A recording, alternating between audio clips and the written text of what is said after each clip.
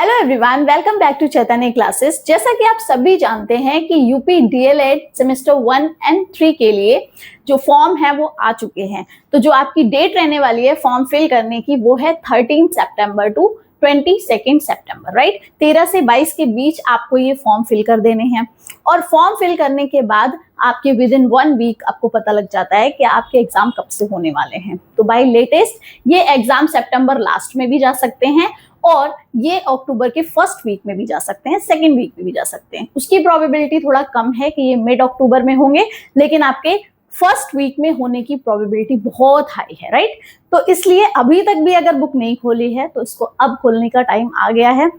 Book से भी नहीं पढ़ना है तो सिर्फ प्रीवियस ईयर पेपर से अगर आप सॉल्व कर लेते हैं तो वो आपके लिए बहुत बेटर रहने वाला है, बेनिफिशियल रहने वाला है, क्योंकि अब इतना टाइम नहीं है कि आप सारी बुक से गो थ्रू हो पाओ, राइट। तो यहाँ पे डीएलएड सेमेस्टर 3 के लिए जैसे हमने लास्ट टाइम डिस्कस किया था 2024 का पेपर, उसी तरीके से आज हम 2023 वाला पेपर सॉल्व करेंगे।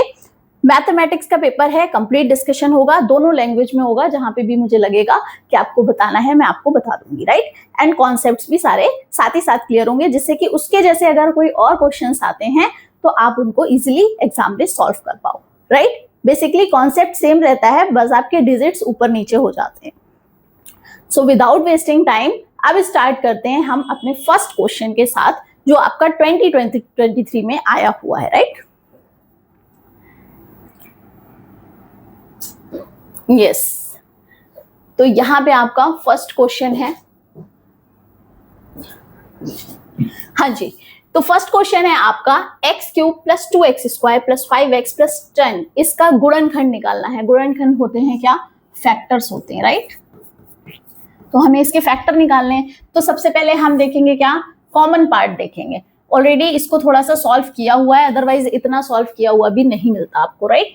तो यहां से आप देखेंगे कि ये है आपका x³ + 2x² + 5x + 10, राइट।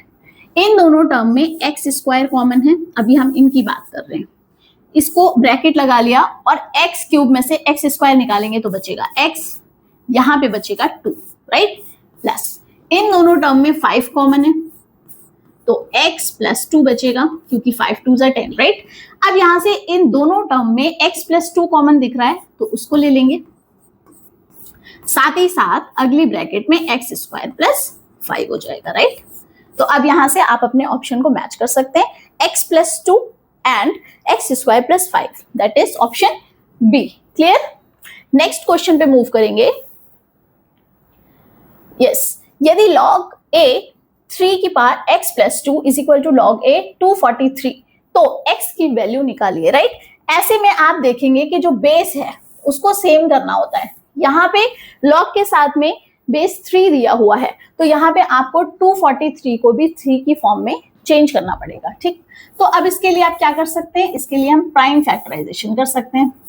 3 से इस नंबर को डिवाइड करेंगे तो ये आएगा 81, अगेन 3 से डिवाइड करेंगे तो 27, फिर 3 से डिवाइड करेंगे 9, और इसी तरीके से ये बन जाएंगे इसके 3 की पार्ट्स में, राइट। तो यहाँ पे 3 की पावर कितनी आई? 5 आई। अब इस टर्म को मैं लिख सकती हूँ log a 3 की पावर x + 2 = log a as it is, और साथ में 3 की पावर 5, क्योंकि 243 को हमने लिख लिया 3 की पावर 5। अब हमारे पास बेस सेम आ गया, और जब बेस सेम होता है, आधार सेम होता है, तब हम क्या करते हैं? एक्सपोनेंट या पावर्स को क्या करते हैं? इक्वल कर देते हैं। तो यहां से x + 2 = बनेगा कितना? 5। तो x की वैल्यू निकलेगी 5 - 2 दैट इज 3, राइट। वो हो गया आपका ऑप्शन ए। क्लियर है? नेक्स्ट क्वेश्चन करेंगे। इस टाइप के क्वेश्चन में, लॉग वाले क्वेश्चन में कुछ नहीं करना, बस बेस सेम करना है। यहाँ पे 3 है तो यहाँ 3 बनाना है, यहाँ पे 5 है तो यहाँ पे 5 बनाना है, और फिर उसकी पार्ट्स को क्या कर देना है? इक्वल कर देना है।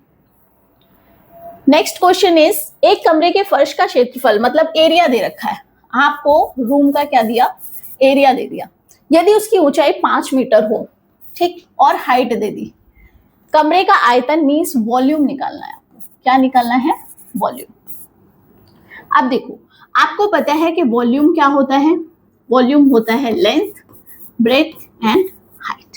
क्लियर है? बट यहाँ लेंथ और ब्रेथ तो नहीं दी गई, बट आप देखिए कि लेंथ और ब्रेथ को कंबाइन करके हम एरिया लिख सकते हैं, बिल्कुल लिख सकते हैं। अब हमारे पास यहाँ पे दो चीजें हैं, एक चीज निकालनी है, राइट? क्या निकालनी है? आयतन निकालना है। तो वॉल्यूम के लिए एरिया इंटू हाइट कर देंगे, एरिया इंटू हाइट। क्षेत्रफल और ऊंचाई, तो क्षेत्रफल कितना? 48, ऊंचाई कितनी? 5।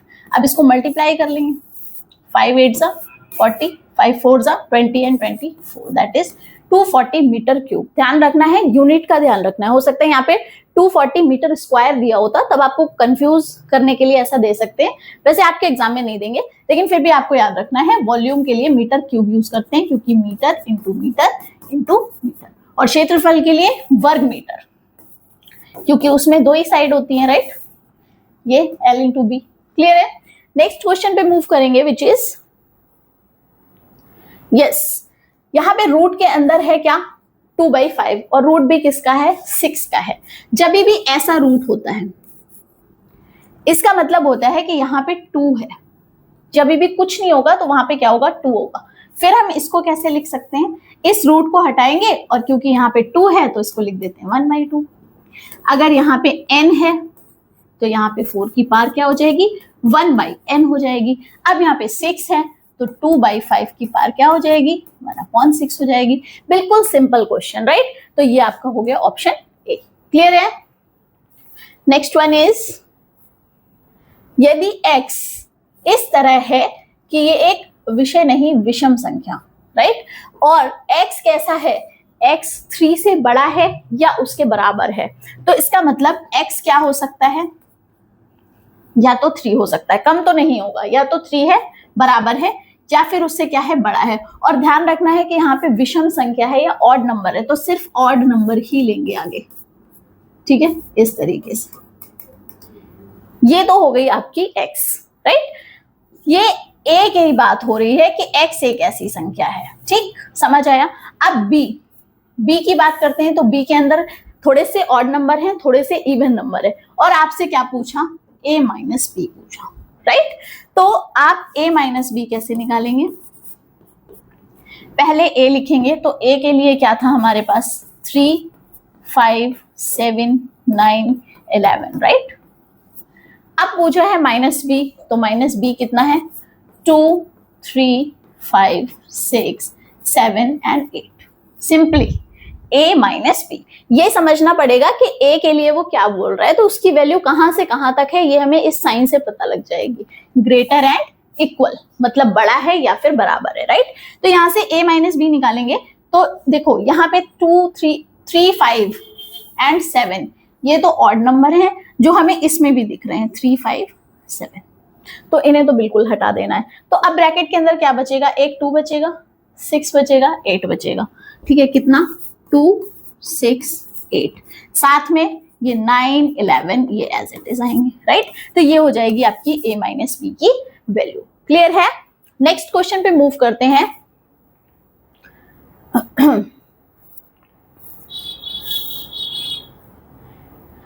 यस, यदि 15x एंड 105, ठीक है, 5 15x और 105 समानुपाती है। समानुपाती का मतलब क्या होता है? एक होता है अनुपात, एक होता है समानुपात। अनुपात अगर मैं बोलूं तो ऐसे a/b, इसका मतलब a अनुपात b, राइट? अब ये कह रहा है कि समानुपाती है, तो समानुपाती का मतलब बेसिकली होता है क्या है कि दो अनुपातों को, ये 2 अनुपात हैं, इनको हमें क्या करना है? समान करना है, राइट? तो इसका मतलब ये 4 वैल्यूज हैं, तो इसमें से आपको एक पूछी है, 3 दे रखी हैं, तो इसको हम ऐसे लिख सकते हैं xy 105, राइट? अब ये 1/3 हो गया, और यहां से हो गया xy 105। क्लियर? इसको यहां से उड़ा सकते हैं, 3 3 जा 9 एंड 5 जा 15, तो ये 35 उधर 1 के साथ चला जाएगा, तो 1 into 35 दैट इज 35। इसका आंसर कितना आ गया? 35। ये x की वैल्यू आ गई जो आपसे पूछी गई थी। इसमें ऑप्शंस नहीं दिए गए हैं, मे बी कुछ मिस्टेक हो गई, ठीक है? लेकिन इसका आंसर कितना आया? 35। आपको ऐसे दे रखा होगा, ऐसे 35 30, राइट? 40 45, तो आपका ऑप्शन हो गया option A. Clear? Next one is yes, रुपए 40,000 का 8.5 साल का, ठीक है, वार्षिक ब्याज की दर से, ध्यान से देखिए, वार्षिक ब्याज की दर से 4 वर्ष का क्या निकालना है, साधारण ब्याज निकालना है, राइट। तो आपको साधारण ब्याज का फॉर्मूला मैंने क्या बताया था, प्राइमरी टीचर बताया था, PRT/100, है ना। हमें 100% क्या बनना है, प्राइमरी टीचर बनना है, इसीलिए तो डीएलएड कर रहे हैं आप, राइट। तो यहाँ पे हो गया ये किसका फॉर्मूला, इंटरेस्ट का, इंटरेस्ट मतलब साधारण ब्याज, यही निकालना है, साधारण ब्याज, क्लियर। तो P क्या है, P है 40,000, R 8/1/2, देखो 8/1/2, इसको हम लिख सकते हैं 17/2, है ना। तो यहाँ पे हम क्या लिख लेंगे, हाँ यहाँ पे हम लिख लेंगे 17/2, एंड साथ में क्या है, 4 साल के लिए निकालना है, और नीचे 100 तो पहले से ही है, राइट। ये 0 से ये 0 उड़ जाएगा, इस 2 से ये 2 चला जाएगा। अब यहां से देखो 17 4 होता है 68 इंटू 2 और साथ में 2 0, राइट। तो ये बना आपका 136,000, ये आपका बना क्या, साधारण ब्याज, राइट। ऑप्शन इसमें भी नहीं है, लेकिन आपको जब क्वेश्चन आप करेंगे तो उसमें आपको दिखेंगे ऑप्शंस, तब आपको ये आंसर करना है, राइट। बस डिजिट आपके पास चेंज होंगी, फॉर्मूला सेम रहेगा, right. Next one is, yes, ये भी आपका डिस्क्रिप्टिव क्वेश्चन है, a + b + c whole square 2a + b + c a - b - c and a - b - c square. इसको देख के घबराना बिल्कुल भी नहीं है, आपको क्या देखना है, दो टर्म कौन से दिए हुए हैं, एक टर्म हमारे पास कौन सा है, ध्यान से देखेंगे, a + b + c, दूसरा टर्म हमारे पास जो दिया है वो a - b - c। अब ये इतने बड़े बड़े टर्म्स हैं, तो इनको सॉल्व करने का एक तरीका है, वैसे तो डायरेक्टली आंसर दिख रहा है, लेकिन क्योंकि मुझे आपको एक्सप्लेन करना है इसलिए मैं आपको बता रही हूँ। यहां से a + b + c को हमने ले लिया x, और a - b - c को ले लिया क्या, y। अब ये इक्वेशन बहुत छोटी सी बन जाएगी और आपको क्लियरली दिखेगा कि फॉर्मूला क्या है, राइट। तो a + b + c x है, तो a + b + c की जगह x रख देंगे, ऊपर स्क्वायर है तो यहां भी रख देंगे, प्लस 2 a + b + c मतलब फिर से x, उसके साथ में a - b - c means y, plus a - b - c का होल स्क्वायर, दैट मीन्स 5 का स्क्वायर, राइट। तो यहां से देखो x² + 2xy + y स्क्वायर, है ना।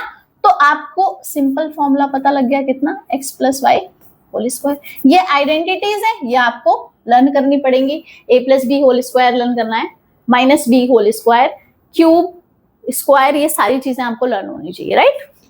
सारे फॉर्मूले मैंने करा दिए हैं ऑलरेडी चैनल पे, अगर आपने नहीं देखा तो आप वो वाली वीडियो भी देख सकते हैं। फिलहाल यहाँ पे हम पेपर डिस्कस कर रहे हैं, इसलिए पूरी चीजें समझाना पॉसिबल नहीं है, राइट। तो ये फॉर्मूले आपको लर्न करने हैं, क्योंकि इस पे एक क्वेश्चन आता जरूर है, राइट। अब ये हो गया आपका x + y होल स्क्वायर, तो अब x के प्लेस पे क्या रखना है, a + b + c, plus y के प्लेस पे a - b - c, और इसका पूरे का क्या, स्क्वायर। अभी हमने उसको शॉर्ट में लिखा था, अब हम फिर से ओपन कर रहे हैं। यहां से a और a बनेगा 2a, b प्लस का है माइनस का है, c प्लस का है माइनस का है, राइट। तो ये बना 2a और इसका क्या, होल स्क्वायर, राइट। समझ आया आपको। तो अब ये यहां से बन जाएगा क्या, 4a स्क्वायर, क्लियर, ओके। तो अब करेंगे 9th क्वेश्चन, ये भी डिस्क्रिप्टिव है आपका, यस। 9x³ - 45x² + 71x - 40 में भाग देकर भागफल तथा शेषफल ज्ञात कीजिए, राइट। आपको क्या निकालना है, यहाँ पे आपको पहले डिवाइड करना है, राइट। उसके बाद में निकालना है क्वोशिएंट, निकालना है और रिमाइंडर निकालना है कि क्या शेषफल बचेगा। तो क्या करेंगे, इसको आपको डिवाइड करना है, बट किससे डिवाइड करना है ये यहाँ पे गिवन नहीं है। एक सेकेंड मैं इसको देखती हूँ, ये आपका 3x - 8 है, ठीक है। मैं इसको थोड़ा सा करती हूँ, यस। यहाँ पे आपको 3x - 8 से भाग देना है। क्वेश्चन जो है वो कंप्लीट नहीं था, तो मैंने देख लिया इसको। तो अब आपको क्या करना है, 3x - 8 से डिवाइड करना है। तो आपने क्या करना है, इसको बीच में ले लेना है।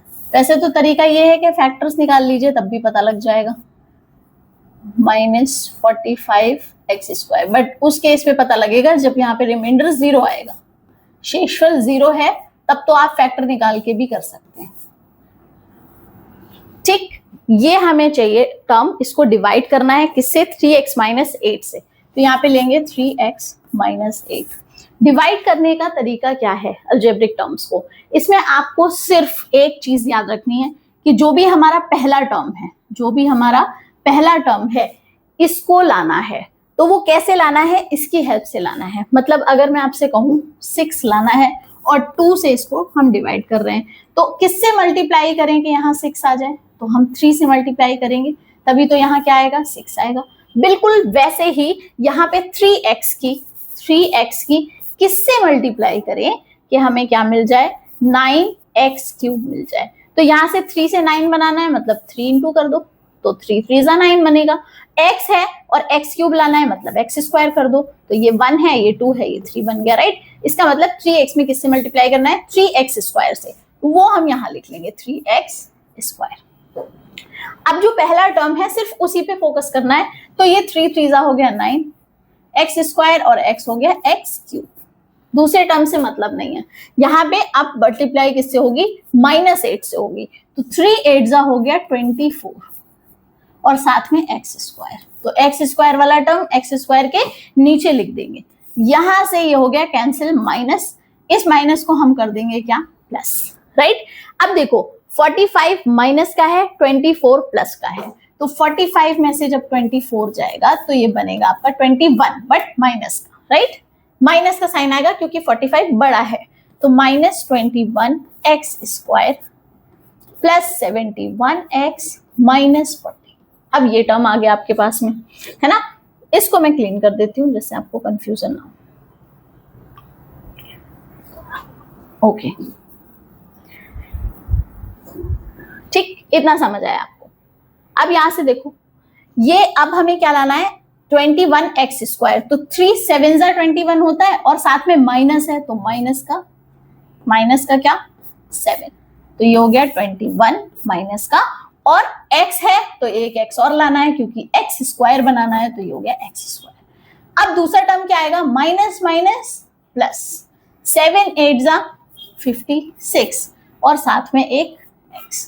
फिर इसको डिवाइड करेंगे, यहाँ पे माइनस चेंज हो जाएगा प्लस में और कैंसिल हो गया, ये प्लस हो गया माइनस में। तो 71 में से जब आप 56 माइनस करेंगे तो ये आएगा आपके पास क्या 15x माइनस 40, ठीक। अब देखो,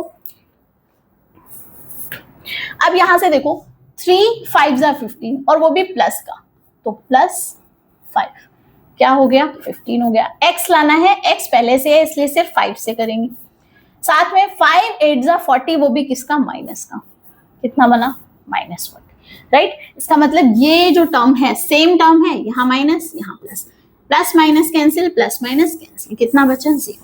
तो अब आप आंसर में क्या लिखेंगे कि ये जो टर्म था इसको डिवाइड करने से इससे क्या मिला, हमें भागफल मिला 3x²। ये एक हमारा आंसर कौन सा हो गया 3x² माइनस 7x प्लस 5, और शेषफल या रिमाइंडर क्या बना 0। ये हमारा क्या है शेषफल है। ओके, समझ आ गया होगा आपको। नेक्स्ट वन इज, हाँ सरल कीजिए, किसको सरल कीजिए 3/4 कितना स्क्वायर, साथ में लगा है क्या डिवाइड 2/3 और इसकी पावर कितनी है -4। सबसे पहले जब भी आप इसमें माइनस देखेंगे तो इनको क्या कर देंगे रेसिप्रोकल कर देंगे और प्लस बना लेंगे। तो यहां से तो ये टर्म एज इट इज रहा, प्लस का है छेड़ना ही नहीं है इसको, डिवाइडेड बाय ये 2/3 का बनेगा क्या 3/2 और इसकी पावर कितनी हो जाएगी +4। समझ आ गई होगी आपको बात। अब इसको ओपन करेंगे, डिवाइड करना है तो ये वाला टर्म पहले ओपन करेंगे, ये हो गया आपका 3 × 3 अपॉन 4 × 4। इसको हम ऐसा लिख सकते हैं, यहाँ पे डिवाइड है तो इसको क्या कर देंगे हम मल्टीप्लाई लगा देंगे, ठीक है। चलो मल्टीप्लाई आप बाद में लगाओ, पहले इसको ऐसे ही ओपन कर लो, राइट। डिवाइड करके ये 3 × 3 × 3 डिवाइडेड बाय 2 × 2 × 2 × 2, ये टर्म बना आपके पास में। मैं इसको थोड़ा ब्रेक करके ही बता रही हूँ जिससे आपको समझ आ जाए, ठीक है। इतना समझ में आया आपको।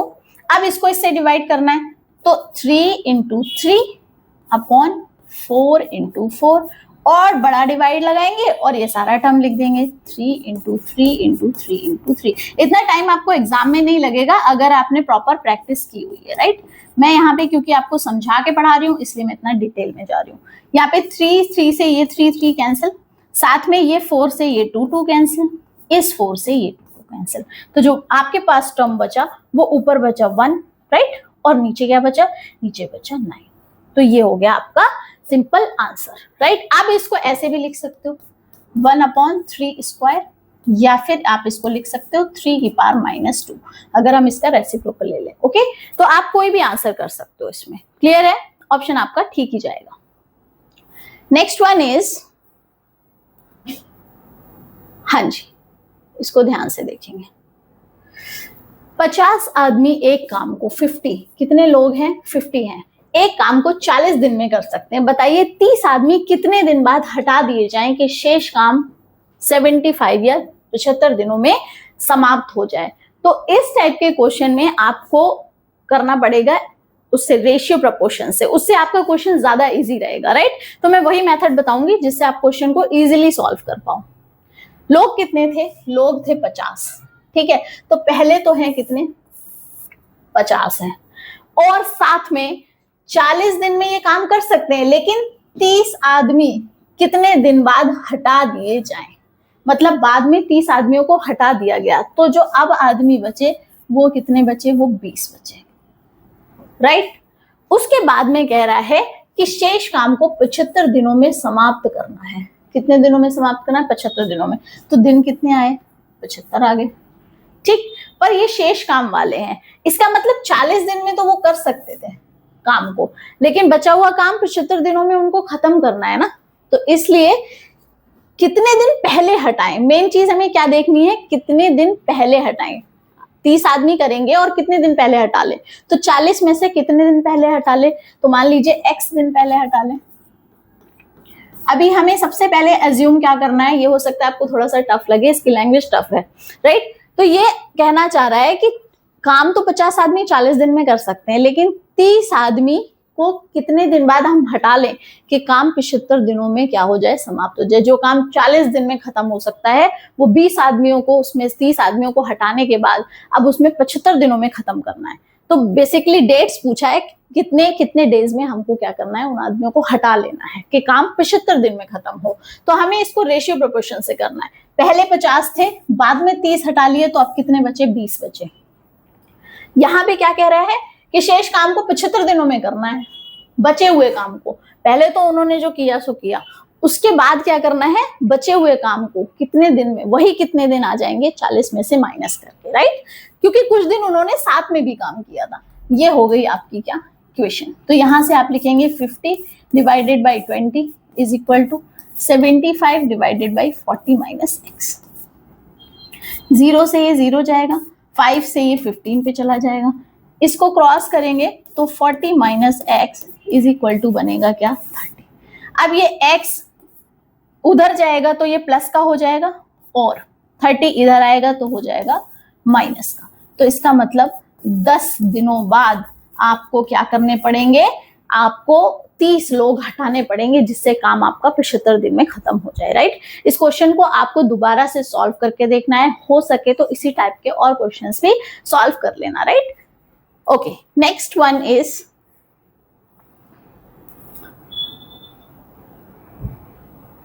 हाँ, आंकड़ों की माध्यिका एवं बहुलक ज्ञात कीजिए। आपको क्या निकालना है, मीडियन निकालना है और आपको मोड निकालना है। मैं यहाँ लिख रही हूँ क्या निकालना है, मीडियन एंड मोड, राइट। तो सबसे पहले आपको क्या करना होता है, ये टर्म्स लिखने होते हैं, वो भी किसमें, असेंडिंग ऑर्डर में, राइट।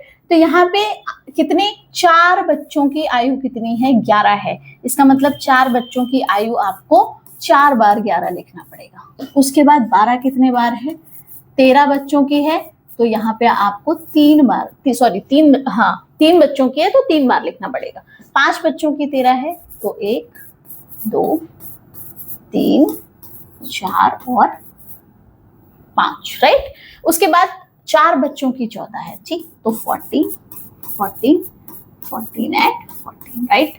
उसके बाद में 4 बच्चों की 15 है तो 15 को भी 2 3 4, फिर 16 3 बच्चों की है तो 3 बार, राइट। ये तरीका लिखने का है, राइट। यहाँ पे अगर आपको असेंडिंग में नहीं दिया होता तब भी आप उसी में अरेंज करते, छोटे से बड़े में या बड़े से छोटे में। अब सबसे पहले क्या निकालना है आपको निकालना है मीडियन। मीडियन मतलब माध्यिका। माध्यिका क्या होती है, जितने पद हैं पहले उनको काउंट करेंगे। 1 2 3 4 5 6 7 8 9 10 11 12 13 14 15 16 17 18 19 20 21 22 23। हमारे पास टोटल टर्म्स कितने हैं, 23। इसका मतलब ये कैसे हैं, ये विषम है। विषम वाले केस में दो केस बनते हैं ना, या तो सम होते हैं या विषम होते हैं। अब इसके लिए भी अगर आपने डिटेल वीडियो नहीं देखी है तो पहले आपको वो देखना चाहिए, जिससे आपको सारे फॉर्मूले पता लग जाए। तो यहाँ पे दो केस बनते हैं, या तो इवन बनेगा या ऑड बनेगा, सम और विषम का। विषम वाले केस में आपको कुछ नहीं करना, सिंपल n+1/2। तो n क्या है, नंबर ऑफ टर्म्स जितने दिए हुए हैं, कितने दिए हुए हैं 23, +1/2 दैट इज 24/2। इसका मतलब आप कहोगे कि 12वां पद, कौन सा पद, 12वां पद, ये n+1/2 ठीक है, या nth ऐसे बोलते हैं इसको। तो ये 12वां पद है। इसका मतलब इधर से अगर आप हटाते जाएंगे तो 1 2 3 4 5 6 7 8 9 10 11 12 13। इसका आंसर क्या आ गया आपके पास में, 13 आ गया। मतलब माध्यिका क्या बनी आपकी, 13 बनी। क्लियर।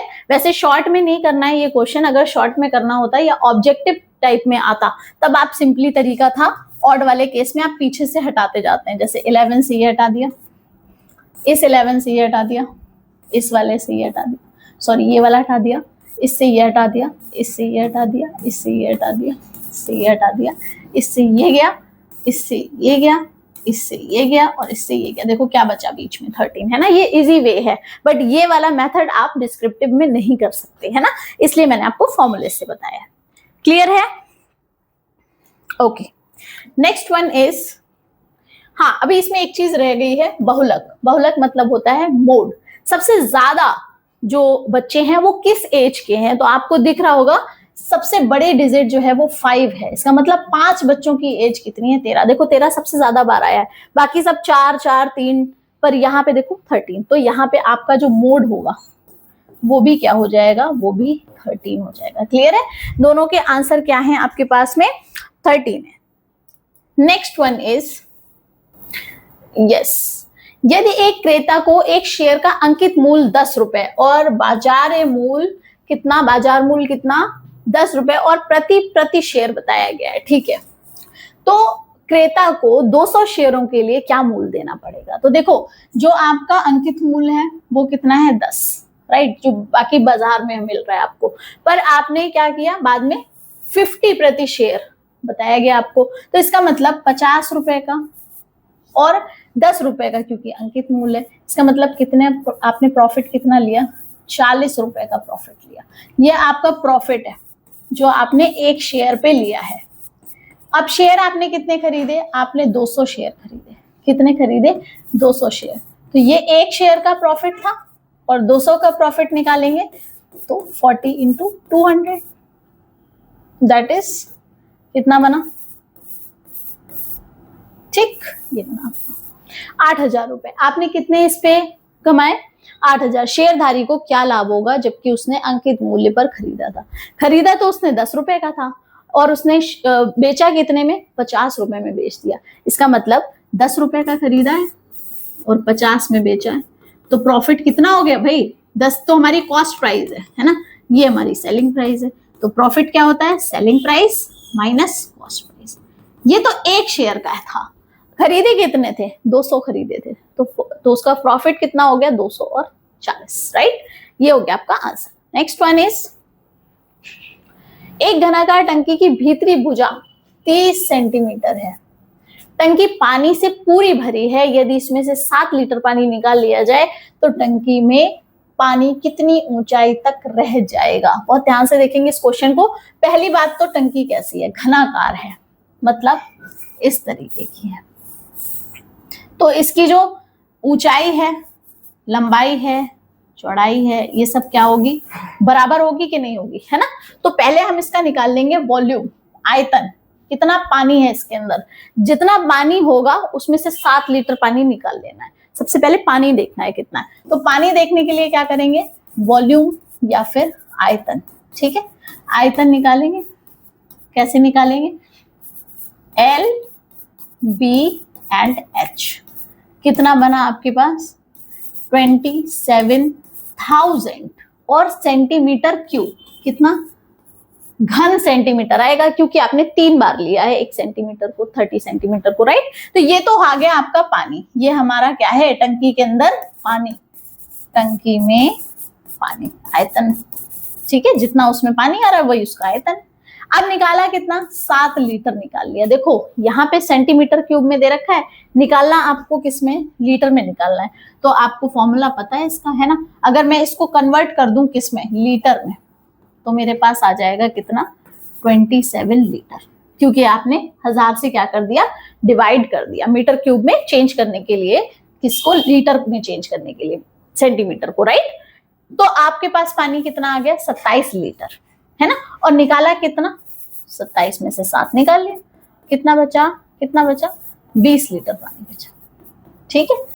तो ये तो पता लग गया कि इसके अंदर कितना पानी है, 20 लीटर पानी है, राइट। पर निकालना क्या है, हाइट निकालनी है। इसका मतलब फिर से इसको पानी को किस में चेंज कर देते हैं, सेंटीमीटर क्यूब में।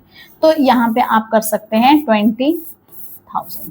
ये क्या निकला, ये आयतन निकला। अब टंकी का, जब हमने क्या किया, 7 लीटर पानी उसमें से निकाल लिया। अब यहां से भी वैसे निकाल सकते थे, अगर हम वहीं पे 7 लीटर को 7000 सेंटीमीटर क्यूब कर लेते तो सीधे आ जाता। 20,000 जो सेंटीमीटर क्यूब है, ये अब टंकी में पानी बचा है, लेकिन उसकी जो हाइट है वो निकालनी है। तो लेंथ और ब्रेथ तो सेम ही रहेगी, बाकी हमें हाइट, कितनी ऊंचाई तक पानी पहुंचा, उसको निकालना है।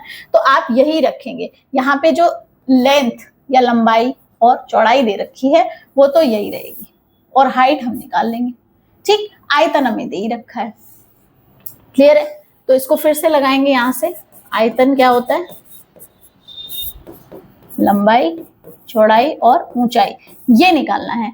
आयतन हमारे पास कितना बचा, 7 लीटर पानी निकालने के बाद 20,000 बचा, और लंबाई पहले से 30 है, चौड़ाई पहले से। टंकी की लंबाई चौड़ाई थोड़ी ना वो हो जाएगी कम ज्यादा, है ना।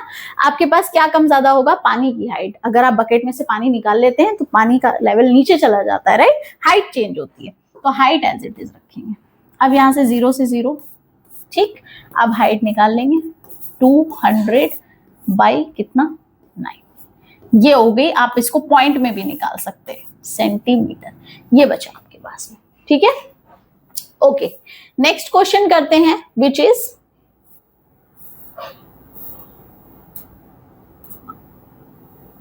यस, ये देखो, ये आपका कंपाउंड इंटरेस्ट का क्वेश्चन आ गया, चक्रवर्ती ब्याज का। क्या बोल रखा है, ₹16,000 को 10% वार्षिक ब्याज की दर से 1.5 साल का, आपको कितना निकालना है, 1.5 साल का चक्रवर्ती ब्याज याद करना है, जबकि ब्याज छमाही दे है। बहुत इंपॉर्टेंट, छमाही का मतलब क्या, अच्छा, 1 साल में कितने छमाही होते हैं, 1 साल में 2 छमाही होते हैं, 6 मंथ और 6 मंथ को मिला के बनता है, राइट। तो 2 है, इसका मतलब आपको क्या करना है, टाइम को डबल कर देना है, राइट। और क्योंकि छमाही है तो ब्याज कितना, ये रेट कितना हो जाएगा, ये आधा हो जाएगा। हमेशा जब भी छमाही दे होगा तब आपको क्या करना है, उस केस में टाइम को तो क्या कर देना है, दोगुना कर देना है। जो रेट होती है, रेट ऑफ इंटरेस्ट, दर होती है, उसको आपको क्या करना है, डिवाइडेड बाई 2 करना है। समझ आया। तो अब यहां से आप फॉर्मूला लगा देंगे किसका, चक्रवर्ती ब्याज का। क्या होता है चक्रवर्ती ब्याज का फॉर्मूला, कंपाउंड इंटरेस्ट आपके पास में होता है P1 प्लस R अपॉन 100 की पावर क्या, N। यहाँ पे N है टाइम, रेट, दर, ठीक। अब टाइम को डबल करना है, P के लिए आपको सेम वैल्यू रखनी है 16,000, 1 प्लस रेट को आधा कर दो तो 5/100 आएगा।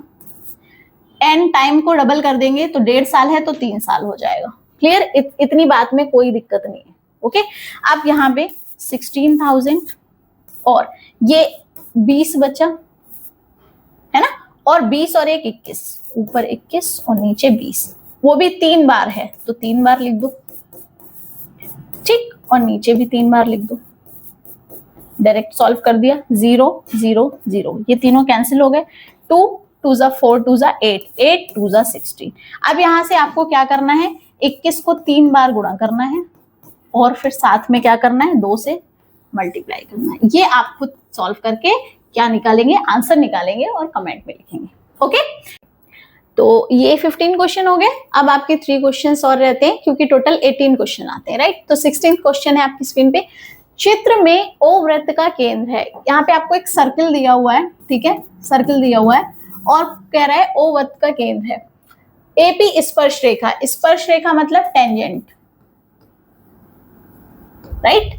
और क्या दिया हुआ है, पीए की लंबाई, ये निकालनी है, किसकी लंबाई, पीए की लंबाई। कुछ वैल्यूज आपको दे रखी है, जैसे यहाँ पे इन्होंने त्रिज्या दे दी, ओ ए रेडियस दे दी, ठीक है, ये रेडियस है और ये स्पर्श रेखा है और यहाँ से ओ से पी तक की डिस्टेंस भी दे दी। क्या निकालना है हमें, टेंजेंट या स्पर्श रेखा की लंबाई निकालनी है।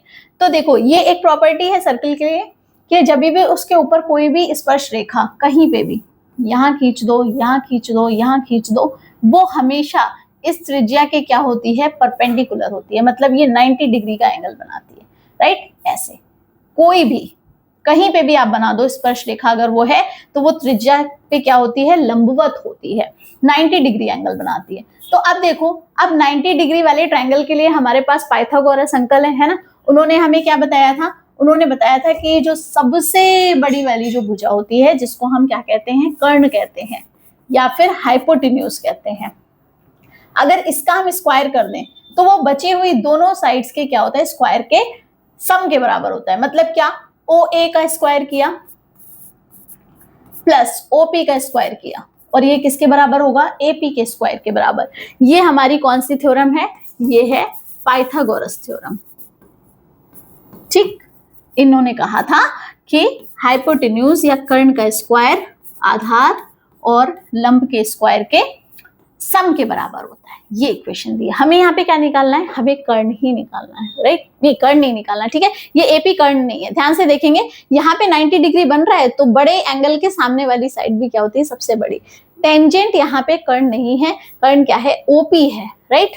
तो ओपी की हाइट हमें दे रखी है, लेंथ, राइट। तो कितना है, यहाँ से हाइपोटेन्यूज है हमारे पास 13 स्क्वायर और एओ कितना है, एओ है 5 स्क्वायर। ओपी की हमें या टेंजेंट की हमें हाइट लेंथ निकालनी है, राइट। अब यहाँ से OP square is equal to 13 का स्क्वायर माइनस 5 का square, that is 169 minus 25। Square आपको याद होने चाहिए, मैंने पहले भी बताया था। ये ओपी स्क्वायर की वैल्यू कितनी निकली, 144। इसका मतलब ओपी की वैल्यू जो होगी वो होगी √144, दैट इज 12 सेंटीमीटर, राइट। इसका मतलब टेंजेंट कितना है, 12 सेंटीमीटर का है। ये हो गया हमारा क्या, फाइनल आंसर। आई होप आपको ये क्लियर हो गया होगा, ठीक है। ये है हमारा answer, 12 centimetre, 12 centimetre. Next question देखेंगे विच इज यस, चित्र में ओ वृत्त का केंद्र है। फिर से एक सर्कल वाला क्वेश्चन आया आपके पास में। COA 130 दे रखा है, COA, और आपसे पूछा CDA, है ना। क्या पूछा है, CDA कह सकते हैं इसको या ADC, एंगल वो D ही रहेगा, राइट। तो ये बिल्कुल बेसिक प्रॉपर्टी है। जब हम सर्कल पढ़ना स्टार्ट करते हैं तो ये सबसे ज्यादा बेसिक जो प्रॉपर्टी होती है ना एंगल्स वाली ट्रायंगल के अंदर, तब वो कौन सी होती है, जिसमें जो सेंटर पे एंगल बनता है वो किस पे, आपके जो सरकमफ्रेंस पे बन रहा है उससे क्या होता है, डबल होता है। सेंटर का एंगल, केंद्र का कोण परिधि के कोण का क्या होता है, दुगना होता है। मतलब अगर यहाँ ये वैल्यू लिखी, इसका मतलब दुगनी है, किससे, इससे, तो इसका मतलब ये इसकी आधी हो गई। तो अगर ये 130 है तो ये क्या बनेगा, 65 डिग्री। तो सिंपली आप क्या लिखेंगे कि जो वृत्त पे बना कोण, मतलब जो केंद्र पे बना कोण, वृत्त के केंद्र पे बना कोण परिधि पे बने कोण का क्या होता है, दुगना होता है इसका। इसलिए आप क्या करोगे, CDA कितना हो गया, यहाँ से एंगल CDA या फिर आप इसको ADC भी लिख सकते हैं, कितना हो गया 130 डिवाइडेड बाय 2, ठीक है 65।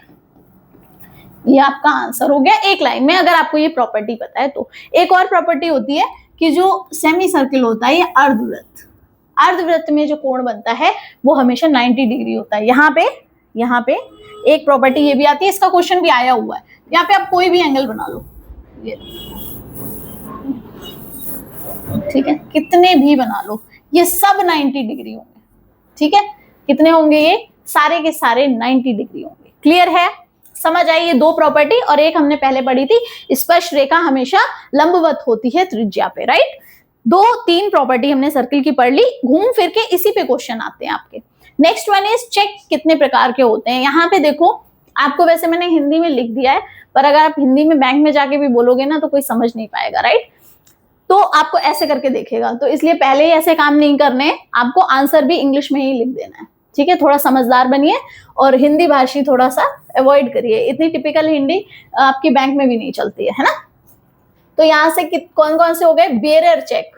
ठीक है, मैं इंग्लिश में ही बता रही हूँ, ये हिंदी में भी लिखा हुआ है। बियरर चेक वो होता है जिसके हाथ में चेक है, वो जाके उसको बैंक में देगा और उसको क्या मिल जाएगा, कैश मिल जाएगा, ये बियरर चेक होता है।